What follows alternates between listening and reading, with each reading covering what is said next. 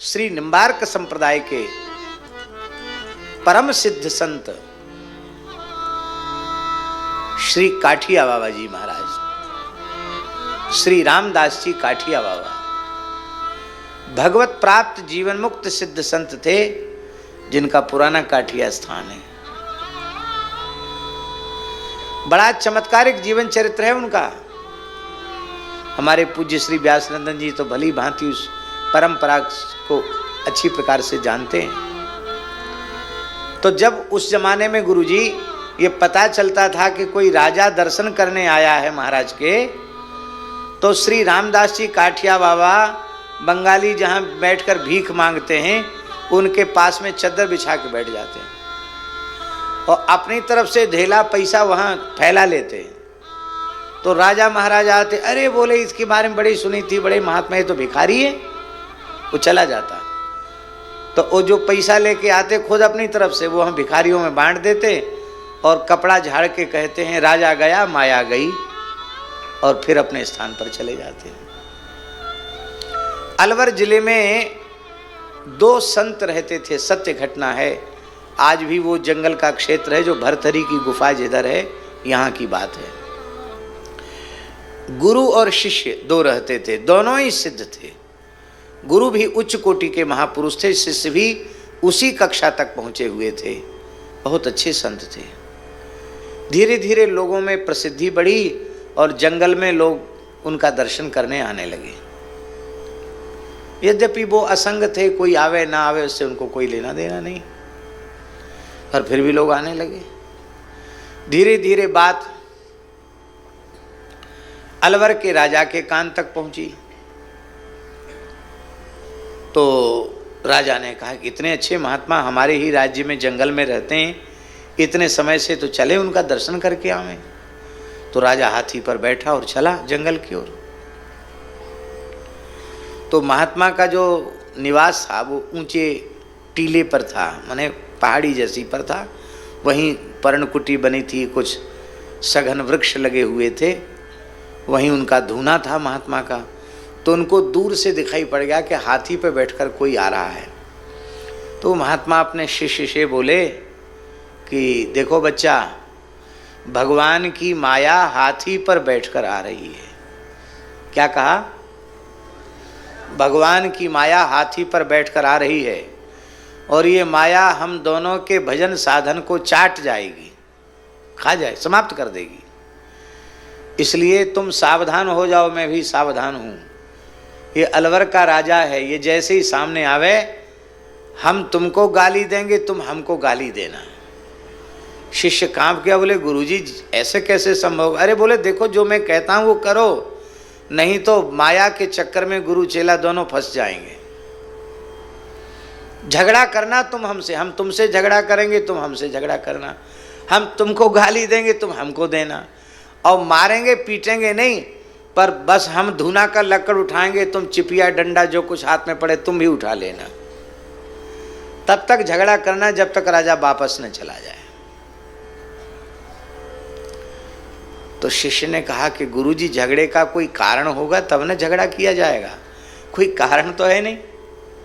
बोले कारण बना लिया जाएगा, नहीं है तो बना लिया जाएगा कारण। क्या कारण बनाया जाएगा? हम कहेंगे तू पेटू है, हमारे धूना का टिक्कड़ खा गया, और तुम कहना कि तू गुरु बन के बैठा, तू महापेटू है, तू हमारा टिक्कड़ खा गया।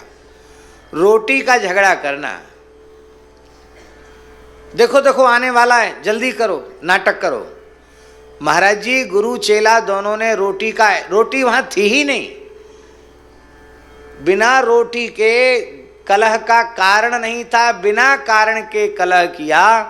राजा की बड़ी अश्रद्धा हुई। राजा ने कहा कि अरे हमने तो सुना था कि बड़े सिद्ध महात्मा हैं, और ये तो रोटी के लिए झगड़ रहे हैं, ये काहे के महात्मा? बोले चलो बहुत दिनों से पड़े हैं जंगल में, पड़े रहने दो, कोई बात नहीं है, लेकिन खबरदार कोई व्यक्ति अब इनके पास आया तो उसको दंड दिया जाएगा। लोगों के वहां जाने पर प्रतिबंध और लगा दिया। राजाज्ञा हो गई कि कोई उनके पास नहीं जाएगा। राजा तो फिर आए ही नहीं लौट के, कोई उनके पास नहीं आया। बोले देखो इस झगड़े से, माया से हम बच गए। अब आप कैसे समझेंगे संत को? हमारे पूज्य गुरुदेव श्री भक्तमाली जी के पास एक भगवत साक्षात्कार संपन्न सिद्ध संत रहते थे, श्री हरिराम बाबा। बहुत अच्छे संत थे, परम अनुरागी प्रेमी थे और कई बार भगवान का प्रत्यक्ष दर्शन उनको हुआ था। उनकी चित्र छवि पूज्य गुरुदेव भक्तमाली जी के पावन कक्ष में लगी हुई है। सिद्ध संत थे पूज्य श्री हरिराम बाबा जी महाराज।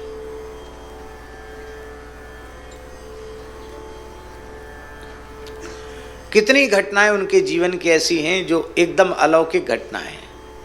कभी कभी हमने किसी किसी प्रसंग में उनको सुनाया है। उनकी एक छोटी सी रचना जिसको पूज्य महाराज जी ने उनके जीवन काल में ही छपवाया, करुण पुकार, इसमें ये उनकी चित्र छवि है, पुरानी ब्लैक एंड वाइट। ये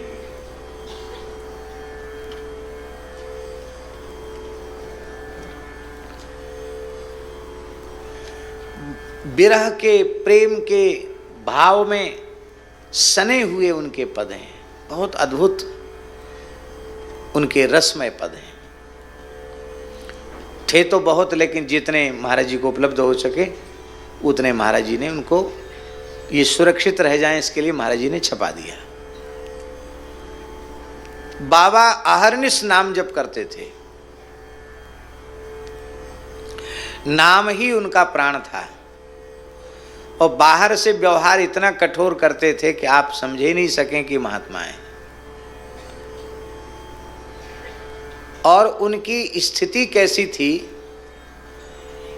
कुछ बातें सभा में कहने की नहीं होती हैं, लेकिन फिर भी गुरुजनों की मंगलमयी उपस्थिति में हम अत्यंत विनम्रता पूर्वक निवेदन कर रहे हैं।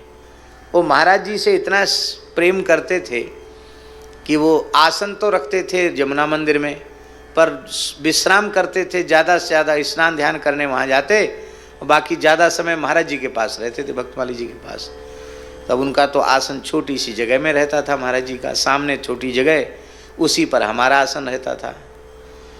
तो उसी में वो हम जहाँ लेटते थे वहीं वो लेट जाते थे। अब दूसरी जगह नहीं तो कहाँ जाएं, तो हरिराम बाबा के साथ ही हम लेट जाते।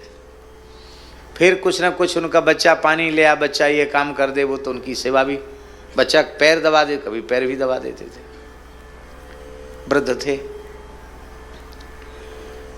तो हम सोए हुए थे, निद्रा में, गंभीर निद्रा में थे, और रात्रि का 1-1:30 बज रहा होगा शायद, और स्वप्न में हमको बहुत दिव्य श्री हनुमान जी का दर्शन हुआ।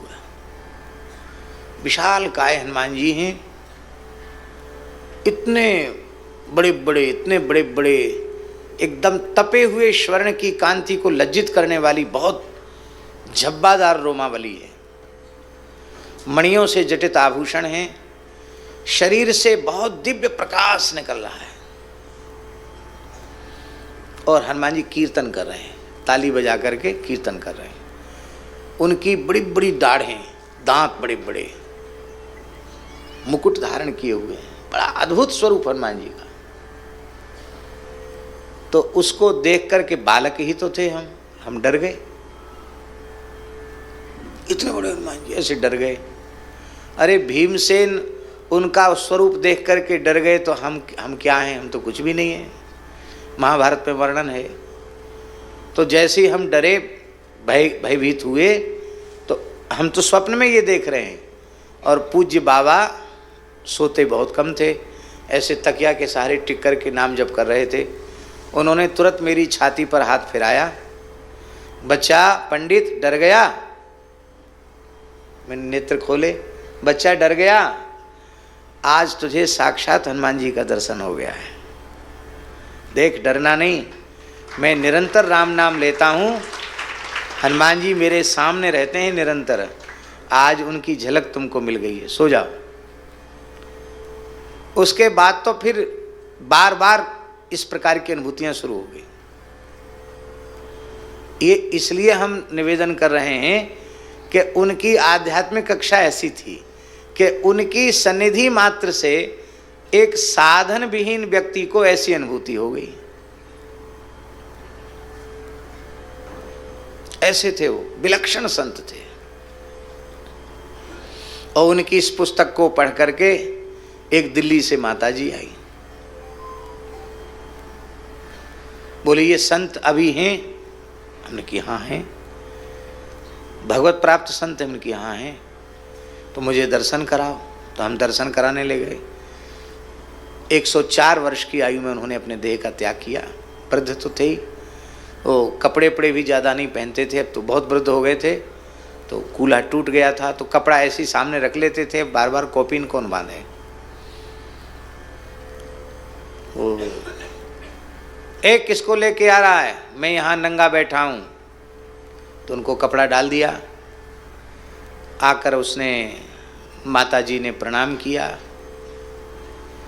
हम तो सोचते थे शायद कोई सत्संग की बात बताएंगे बाबा जी, पर उसने जब प्रणाम किया तो बाबा बोले तेरा क्या नाम है? तोतले तो बोलती थे, तेरा क्या नाम है, क्या नाम है? तो उसने अपना नाम बताया। क्या काम करती है? तो उसने कहा छोटी मोटी कोई नौकरी करती हूँ। अच्छा, और कौन कौन है तेरे घर में?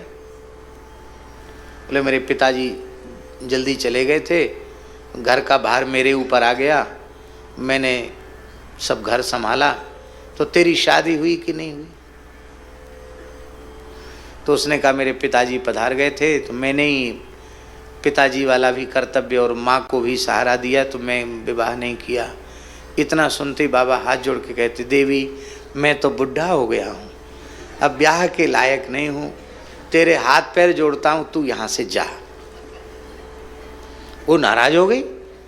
बोले आप कैसी बात करते हो, इतने वृद्ध संत होकर के मैं आपकी बच्ची के समान हूँ, आप कैसी बात करते हो? बाबा बोले तुमको किसी ने बहका दिया है कि मैं साधु हूँ। मैं साधु नहीं हूँ, मैं गुंडा हूँ, गुंडा। संत साधु सेवा करने से पुण्य मिलता है, गुंडे बदमाशों की सेवा करने से पुण्य नहीं मिलता है।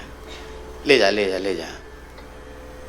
तो शायद 50 रुपया 100 रुपया दिया था उसने, और एक पैकेट सेव फल, तो फल भी वापस कर दिए, उसकी भेंट भी वापस कर दी।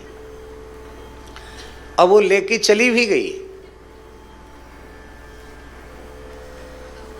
हमने बाबा से कहा कि बाबा हम तो बड़ी श्रद्धा जगा के लाए थे, हैं?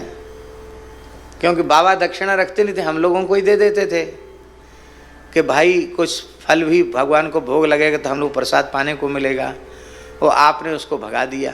बाबा ने हाथ जोड़कर कहा बच्चा, काले मूड की माया से भगवान बचावे। मन की बाबा आप तो वृद्ध हैं। बोले मैं वृद्ध हूँ, पर यहाँ रहने वाले सब वृद्ध नहीं हैं। विरक्तों के यहाँ स्त्रियों का आना जाना अच्छा नहीं है। लोग क्या कहेंगे? वृद्धावस्था में बाबा जी स्त्रियों से घिरा हुआ है। भेष की मर्यादा रखनी है। अब एक ही बार में मैंने फांस काट दी, अब दोबारा नहीं आएगी।